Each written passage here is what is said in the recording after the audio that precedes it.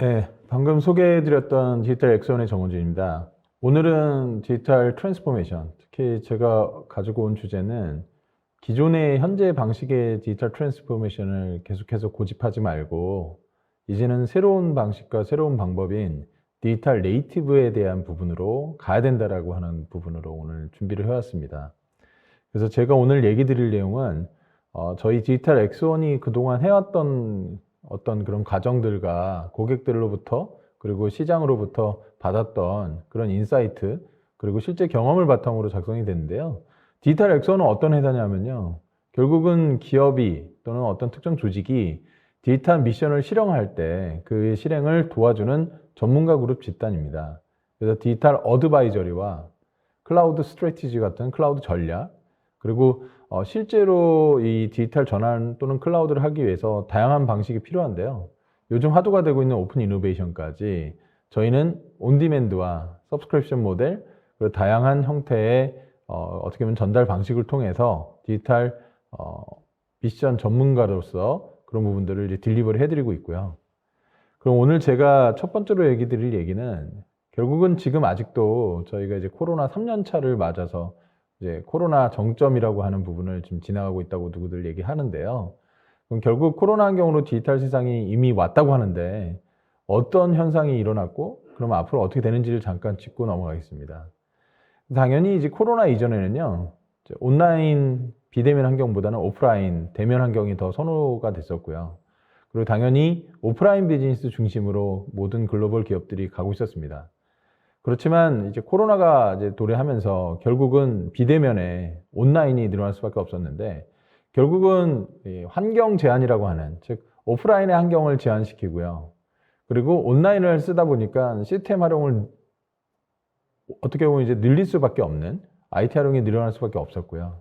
다음으로는 결국은 오프라인에서 온라인으로 이제 채널이 디지털로 이동하게 된 것이거든요. 그런데 결국은 이것은 어떻게 보면 이제 겉으로 드러난 고객의 행태나 그 다음에 비즈니스의 이제 전환, 채널이 바뀌었다라는 그런 것밖에 이제 보이질 않게 되는 현상이 있는데요. 그래서 결국은 이 부분이 대부분의 기업들이 솔직히 코로나 환경에서 빠르게 전환은 되었습니다. 그렇지만 실질적으로 디지털 컴퍼니로서 성공을 했냐 이 부분을 이제 오늘 먼저 얘기를 드리고자 하는데요. 최근 하버드 비즈니스 스쿨 통계에 의하면요.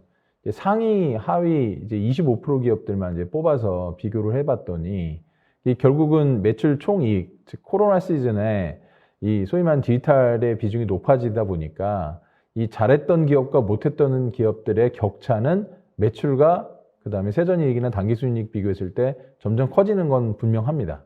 특히 순이익 기준으로 봤을 때는 매출 기준이나 세전이익 기준보다 훨씬 더 몇 퍼센트 정도 더 증가된다고 보는데요. 근데 결국은 핵심은 그렇다면 이들이 과연 디지털을 성공했느냐. 그랬을 때 이제 첫 번째가 이제 보스턴 컨설팅 그룹에서는 디지털 혁신의 한 30%만이 실제로 성공했다고 얘기를 하고 있고요.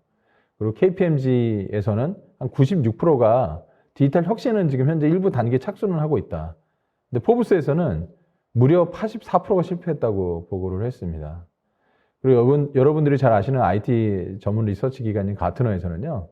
대부분의 뭐 리테일이나 금융, 뱅킹이라든지 보험회사들, 그다음 정부 관련 또는 헬스케어 관련 의료회사는 되게 많은 부분의 이제 디지털 전환이 이루어지고 있는데 실제로 가장 핵심인 디지털 경험의 고객단 그 84% 정도가 기대에 못 미치고 있다고 얘기를 하고 있어요.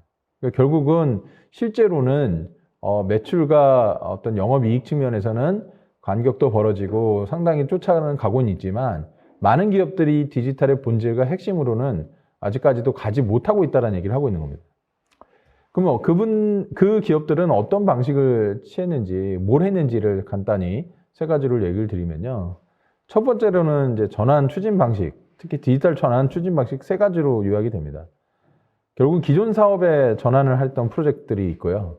그러니까 결국은 기존의 비즈니스를 디지털로 어떻게 빠르게 전환시키냐는 건데, 근데 문제는 기존 비즈니스 현존하고요.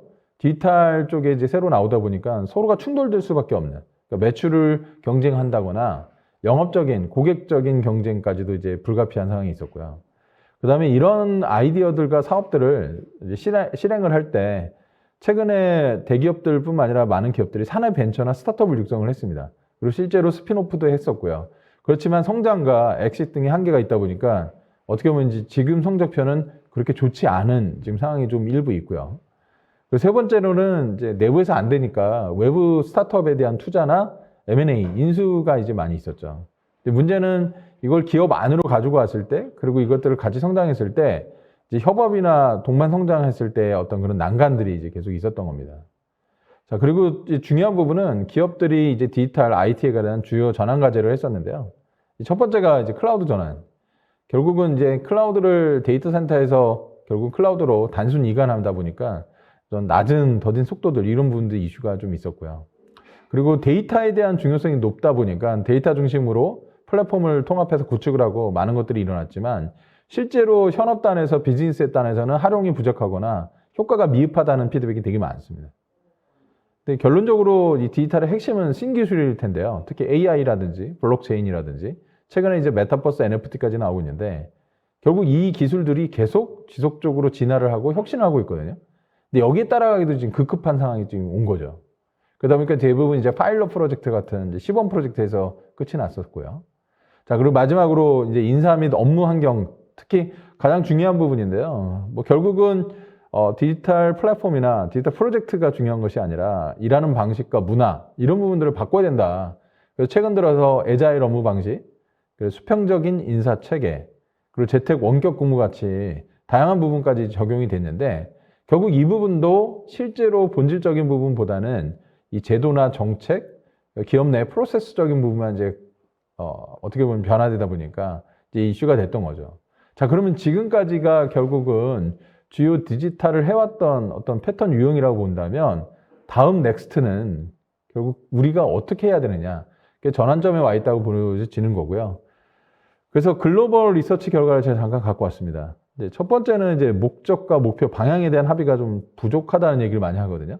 결국은 탑, 경영진과 실제 실무, 버텀이 결국은 해야 된다라는 건 다 동의하고 해야 된다는 건 다 알겠는데 이 목적과 목표에 대한 그리고 방향에 대한 부분은 아직까지도 미흡한 게 많더라. 그리고 실제로 어떻게 보면 역량에 대한 또 부족한 부분이 또 많다고 얘기를 하고 있고요. 그리고 이게 제대로 되고 있는지에 대한 달성 여부, 측정하는 그런 관리 이런 부분들도 문제가 좀 있다고 얘기하고 있고요. 그리고 이제 인프라라든지 파트너십, 전략적으로 이제 어떻게 보면 생태계를 가져가야 되는 그런 부분들도 되게 중요하고요. 아까도 얘기했던 이제 문화적인 부분에 일반적인 HR이라든지 방식이나 환경을 뛰어넘는 얘기들도 나오고 있거든요. 근데 결국 이런 부분이 이제 요즘 나오는 결과들인데 이건 좀 일반적이잖아요. 그래서 저희가 이제 경험하고 있는 것을 세 가지로 한번 정리를 해봤습니다. 첫 번째가 이 비즈니스라는 거죠. 결국은 디지털 트랜스포메이션 핵심이 디지털의 핵심이 아니라 이 비즈니스라는 거고 그 비즈니스가 현재는 산업까지도 영향을 미친다는 겁니다.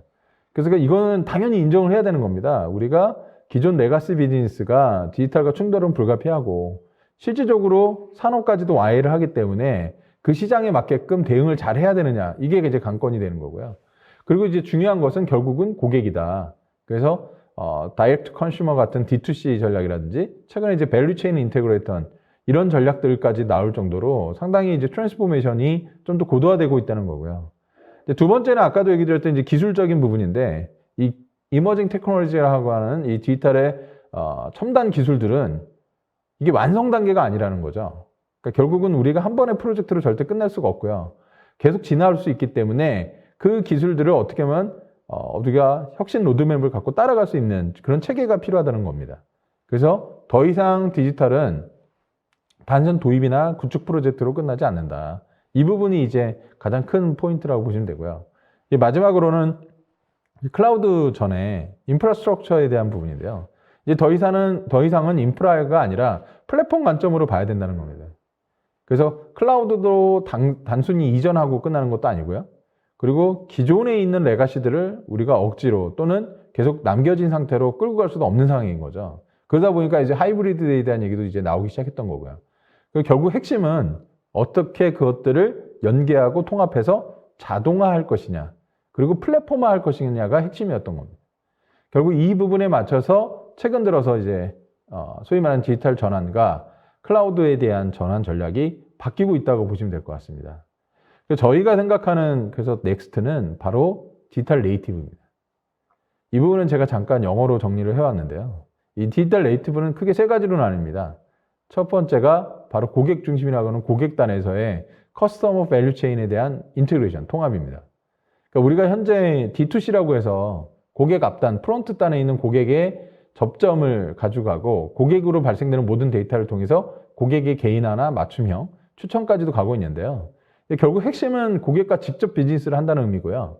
거기에 멀티 디지털 채널 환경이 이제 당연히 동반돼야 되는 겁니다. 그리고 제일 중요한 거는 고객 데이터 중심의 드리븐, 고객 데이터 중심으로 가야 될 수밖에 없다는 거고요. 그것이 결국 고객에서 시작해서 뒷단에 일어나는 밸류체인까지 다 해당된다는 겁니다. 자, 그 다음에 두 번째는 그 이머징 테크놀로지 환경이 결국은 이 불안정하고 계속 진화하고 혁신한다고 그랬잖아요. 그러면 그 테크놀로지를 우리는 어떻게 되느냐? 이 소위 말하는 도입과 활용에서의 전략에서 언번들링 테크놀로지 전략이 요즘 화두가 되고 있습니다.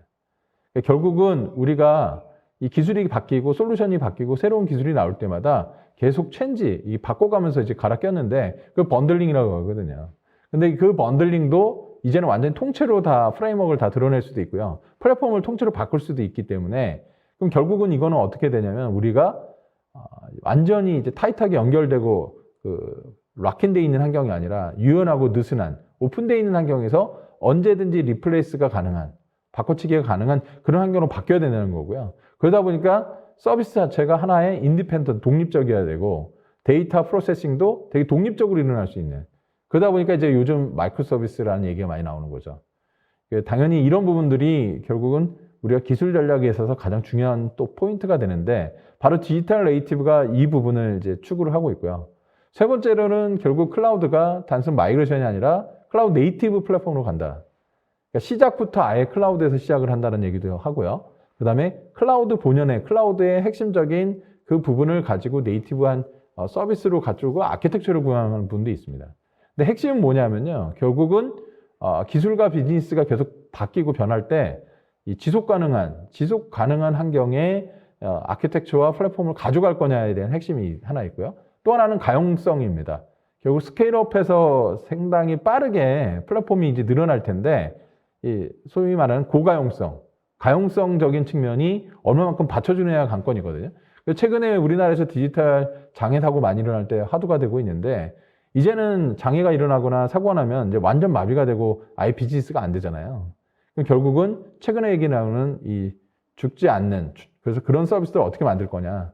그리고 이제 세 번째 결국은 아까도 얘기드린 하이브리드 환경이나 이 다양한 클라우드 환경에 유연하고 호환이 가능한 이런 부분을 이제 가고 있는데 결국 그것 때문에 급부상하고 있는 것이 바로 컨테이너나 쿠버네티스죠. 그리고 데이터 쪽은 데이터 레이크하우스라고 해서 데이터 웨어하우스와 데이터 레이크가 결합된 그런 플랫폼들. 결국 이런 부분들이 이제 클라우드 네이티브에서 각광을 받고 있는 겁니다. 그래서 결국 디지털 네이티브는 이 비즈니스와 그리고 실제로 테크놀로지에 대한 기술에 대한 전략과 클라우드 네이티브에 대한 사상과 근본적인 핵심을 잘 이해해야지만 이 부분을 이제 따라잡을 수 있다고 저희는 생각하고 있고요.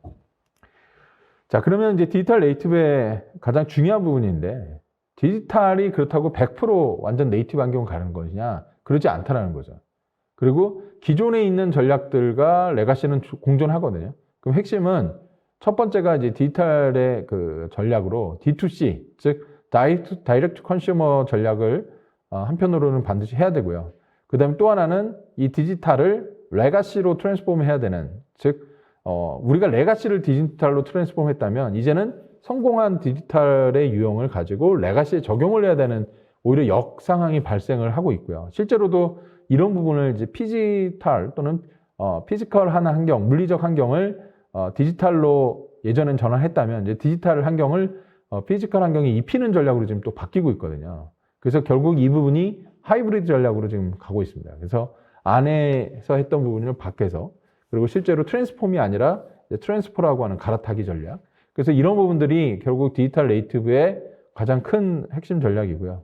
그리고 아까도 얘기 드렸던 결국 밸류체인 인테그레이터의 가장 핵심은 예전에는 고객에게 영업을 하는 것 따로 그리고 생산을 하는 것 따로 그 생산된 상품이나 서비스를 유통하는 것 따로 그리고 고객에게 대응하는 서비스가 따로였어요. 그리고 실제로 회사가 한 회사였더라도 그 안에서 밸류 체인에 따라서 역할과 시스템과 플랫폼이 따로따로였죠. 그럼 최근에 가장 큰 핵심은 뭐냐면 고객 접점서부터 그리고 실제로 고객 접점에서 나오는 제품 기획과 그다음에 생산까지 그리고 유통까지도 이게 하나로 밸류 체인으로 그리고 하나의 데이터로 묶인다는 겁니다. 그러니까 이전에는 어떻게 보면 이 소위 말하는 산업계에서의 버티컬 이런 어떤 공급망에 대한 관리가 중요했다면 이제는 디지털 환경에서 고객이 그리고 고객이 사용했던 다양한 데이터들을 그걸 가지고 어떻게 하면 접근해서 고객들에게 더 나은 혁신과 서비스를 제공할 것이냐 이것이 관건이 된 겁니다. 그러다 보니까 이제 기업들이 디지털 환경에서는 본인들이 하지 않았던 밸류체인을 직접 하게 됐고요. 그 밸류체인을 다 통합하는 그런 환경까지 갔다고 보시면 됩니다. 그러면 이것들을 되게 잘했던 글로벌 회사는 어디가 있냐? 나이키가 있습니다. 나이키는 다이렉트 컨슈머라고 하는 그 D2C 전략에서 본인들이 외부에 있는 온라인 채널에서 파는 것들을 점점 줄여가고요. 본인들이 직접 온라인에서 판매를 통해서 고객과 직접 만나고 거기서 발생된 데이터, 획득한 그런 축적된 데이터를 오프라인 매장에도 바로 활용하는 데 적용해가지고요. 매출이, 특히 온라인 매출이 84%나 급증했습니다. 물론 이건 코로나 환경이라는 부분도 변수가 있었지만 더 중요한 건 이 D2C 매출의 32%를 차지했었고 전체 매출이 9%지만 영업이익이 무려 30%나 차지하게 된 겁니다. 그래서 핵심은 이들이 나이키에 대한 그 디지털 비전과 디지털 미션을 명확하게 수립을 하고 고객 접점에서 단순히 판매망인 이커머스만 한 게 아니고요. 커뮤니티 클럽이라든지 실제로 고객들이 하면서 발생될 수 있는 다양한 데이터를 어떻게 하면 이 게이미피케이션 해가지고 데이터를 가져올 수 있게 하는지 그래서 나이키 트레이닝 클럽 같은 것들이 글로벌리 하도가 됐죠. 그래서 나이키 트랜스폼 전략의 핵심은 데이터 기반의 전자상거래 회사다. 데이터 기반의 패스트 패션 전략을 갖고 간다. 그리고 가장 중요한 거는 온라인 그 유통 채널에서 어떻게 보면 다양한 부분들을 글로벌리 제공할 수 있게끔 하는 그런 플랫폼 회사다라는 게 이제 가장 핵심이고요. 결국 그래서 나이키닷컴과 나이키의 다양한 브랜드들을 온라인 디지털로 직접 그들이 이제 플랫폼화 했는데 결국 이것은 데이터로 나타납니다.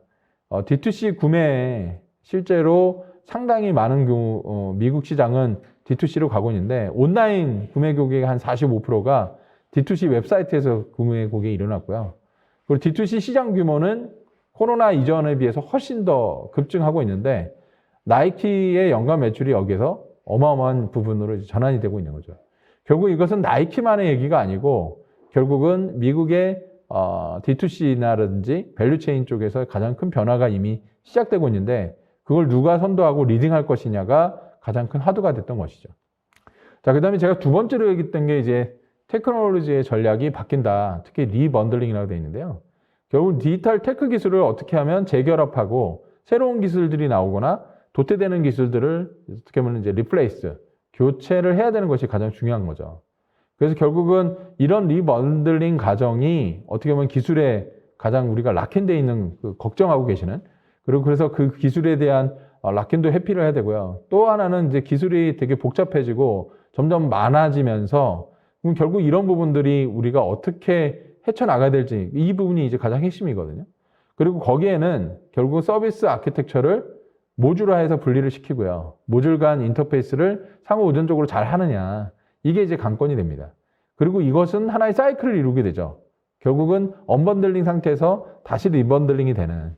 근데 이 부분이요. 디바이스와 테크놀로지 솔루션과 플랫폼, 특히 데이터, 그리고 컨텐츠 서비스 이 영역별로 이게 다 일어나거든요. 실제로 마켓에서는 다양한 상용화된 커머셜 제품들이 존재하고 있고 레디메이드인 플랫폼이라든지 서비스들이 특히 API 기반으로 되게 많이 나오고 있는데 결국은 이것들을 우리가 어떻게 활용하느냐 특히 최근에 하도가 되고 있는 이제 오픈세스라든지 자체 개발되는 서비스들의 오픈 API라든지 그래서 API도 XAPI라는 컨셉까지 가고 있고요. R&D 투자로 응용해가지고 이제 구성해서 이런 분들 가야 되는데 결국 테크놀로지 자체에 대해서는 제가 아까 말씀드린 디지털 기술은 완성되지 않았다. 그러면 이것들을 어떻게 잘 활용하고 갈 것이냐 이게 이제 가장 큰 관건이라고 보여집니다. 자, 그 다음에 요즘 이제 그러다 보니까 가장 얘기가 많이 나오는 게 이런 기술들을 어떻게 활용하고 도입을 합니까? 했을 때 컴포저블 엔터프라이즈라는 얘기를 많이 합니다. 즉 우리가 그런 기술들을 가지고 기업 환경에서 편집을 하거나 작곡을 하거나 되게 다양하게 할 수 있는, 그러니까 음악으로 치면 편곡, 작곡을 한다는 얘기거든요. 그러니까 결국은 비즈니스에 실제로 적용하는 비즈니스 현업 담당자들이 어떻게 보면 아키텍처 기반의 비즈니스를 최대한 빠르게 적용하면서 혁신하는. 그래서 결국은 이 부분이 이제 컴포저블 엔터프라이즈의 가장 핵심이 돼가고 있는데, 가장 큰 기술 중에 한 축이 노코드와 로코드가 됐죠. 그래서 API 기반이고, 그다음에 유저 인터페이스와 이제 다양한 데이터를 바로바로 활용할 수 있는. 그래서 쉽게 공동 작업도 하고요. 바로 비즈니스 환경에서 빠르게 적용도 할 수 있고요. 그리고 누구나 빠르게 MVP를 하다 보니까, 그리고 다양한 프로젝트를 할 수 있다 보니까 어떻게 보면 빠르게 의사결정도 내리고 거기에 맞춰서 스케일업도 할 수 있는. 결국 이런 부분들이 이제 컴포저블 엔터프라이즈의 가장 큰 화두가 되고 있습니다. 자, 그 다음에 이제 중요한 것이 이제 마이크로 사스 시대에 얘기가 나오고 있습니다. 결국 사스들이 계속 등장을 하고 컴포저블 엔터프라이즈 같은 노코드, 로코드가 많고 아까 네이티브 관련된 기술들이 되게 많이 등장하다 보니까 사스도 거대 사스, 즉 한 7, 8개 분야에 1위 사업자들이 다 할 수도 없다 보니까 결국은 그 틈새 시장을 파고 들어간 생태계에 다양한 사스들이 또 등장하고 있는 거죠. 그럼 이렇게 사스가 많아지게 되면 기업들마다 여러 개의 사스를 쓸 수밖에 없잖아요. 그럼 그런 사스들을 쓸 때 전략도 아까 말씀드린 언번들링 테크놀로지가 중요해질 수밖에 없는 거죠. 그래서 특히 마이크로 사스들이 어떻게 보면 확장 또는 추가 기능, 플러그인 같은 것들을 가지고 계속 끊임없이 개선하면서 대응되고 있는데, 결국 그럼 기업들의 입장에서도 이런 부분들을 어떻게 가져가야 될지 저희도 이제 중요해졌다고 보시면 될 것 같고요. 자, 그 다음에 이제 클라우드 네이티브 부분을 이제 넘어가 보면, 디지털 네이티브와 클라우드 네이티브는 무슨 상관이에요? 얘기를 하실 텐데, 클라우드는 어떻게 보면 플랫폼이고 하나의 에코시스템이고 모든 경험의 집합체입니다. 근데 클라우드 네이티브의 핵심은 클라우드로 시작을 하자는 겁니다. 기존의 레가시를 클라우드에 맞추지 말고 클라우드에 맞춰서 기존 레가시 또는 새로 시작하는 프로젝트는 아예 클라우드 사상에서 하자는 거고요. 그러다 보니까 클라우드 온리, 클라우드 본, 클라우드 스타트 얘기가 나오는데 핵심은 크게 네 가지입니다. 첫 번째가 요즘 클라우드에서 가장 얘기 많이 나오고 있는 이제 컨테이너 기반, 그리고 마이크로 서비스 아키텍처. 이건 다 이제 연결되어 있는 얘기죠. 특히 컨테이너는 기존의 베어메탈이나 버추얼 머신에서 그 다음 단계의 소위 말하는 운영 체계를 얘기하고 있고 하나의 플랫폼으로 가고 있고요. 두 번째, 이 마이크로 서비스는 컨테이너 단위의 서비스 체계도 의미하지만 아까도 얘기했던 독립적 어플리케이션 또는 상호 의존하지 않는 독립적 데이터를 가지고 있는 플랫폼 서비스 체계입니다. 그리고 더 중요한 거는 이제 서버리스 환경이라고 해서 정말 API 환경으로 지금 가고 있거든요. 실행 가능한 서비스 API로 어떻게 보면 빠르게 개발을 하고 그것들을 재활용할 수 있는 이런 환경에 이제 서버리스가 있고요. 그리고 클라우드 네이티브로 제공이 되는 서버리스 환경들이 이제 각사들마다 또 제공이 되고 있기 때문에 이 부분이 되게 중요해집니다. 그리고 마지막으로는 이 모든 플랫폼들이 매니지드화 되어 있는 거죠. 즉, 어떻게 보면 완성된 형태의 서비스를 자동화하고 그걸 최적화할 수 있는 관리 체계를 말하는 거고요. 그럼 이제 매니지 서비스 체계를 어느 만큼 효율적으로 잘 이용하는 것도 관건이 될 겁니다. 그래서 실제로 많은 기업들이 한 거의 50% 이상이 2026년까지 어떻게 보면 이런 클라우드 네이티브, 즉 어플리케이션 모더나이제이션 환경으로 간다. 이런 얘기를 하고 있고요. 2023년까지는 미션 크리티컬한 특히 중요한 어플리케이션들도 네이티브 환경으로 이제 많이 갈 거라고 지금 예측들이 나오고 있습니다. 그래서 마이크로 서비스와 마이크로 서비스 아키텍처 얘기를 많이 하는데요. 간단히 비교를 해보면 기존의 모널릭한 아키텍처는 UX 레이어, 그리고 비즈니스 로직, 그러니까 어떻게 보면 미드웨어 쪽이죠. 그 다음에 마지막 데이터. 이 세 개가 하나의 시스템 또는 통으로, 그러니까 모든 서비스와 모든 어플리케이션에 대한 구분을 이 세 가지로 이제 구분을 했다면 지금은 이 엔드 컨슈머 단의 클라이언트 단하고 다양한 서비스들이 연결되는 API 게이트웨이가 존재하고요. 그 뒷단에는 그 독립적 서비스 단위의 어떻게 보면 팟 또는 독립 서비스의 어떤 구성 아키텍처가 존재하게 됩니다. 그게 컨테이너가 될 수도 있고 하나의 독립적 서비스 어플리케이션이 될 수도 있고요. 가장 중요한 건 뒷단의 데이터 저장소가 소위 말하는 서비스 단위별로 여러 개 독립적으로 존재할 수도 있다는 거죠. 그래서 결국 이런 부분들 때문에 기존의 아키텍처보다 마이크로 서비스 아키텍처가 교체 가능하고 호환도 가능하고 어떻게 보면 되게 빠르게 혁신할 수 있는 구조인데, 다만 한편으로는 이제 복잡해질 수도 있고요. 관리 포인트나 관리 영역이 늘어날 수도 있죠. 그래서 아까 얘기 드렸던 매니지 서비스 환경 같은 자동화된 그리고 최적화된 환경이 불가피한 것도 마찬가지로 이제 존재합니다. 근데 여기서 중요한 부분은 이 부분이 하나의 유행이 아니라는 거예요. 그러니까 일반적인 트렌드가 아니라는 겁니다. 우리가 이제 물리적 서버라고 하는 피지컬 서버에서 버추얼 머신이 왔고요. 컨테이너가 왔고, 그 다음에 서버리스 환경까지 왔었거든요. 그럼 결국은 이 부분이 어떻게 보면 앞으로 한 10년, 20년을 우리의 환경을 좌지우지할 하나의 패러다임으로 가고 있다는 겁니다. 그래서 결국 그 부분으로 이제 접근하시는 게 맞을 것 같고요.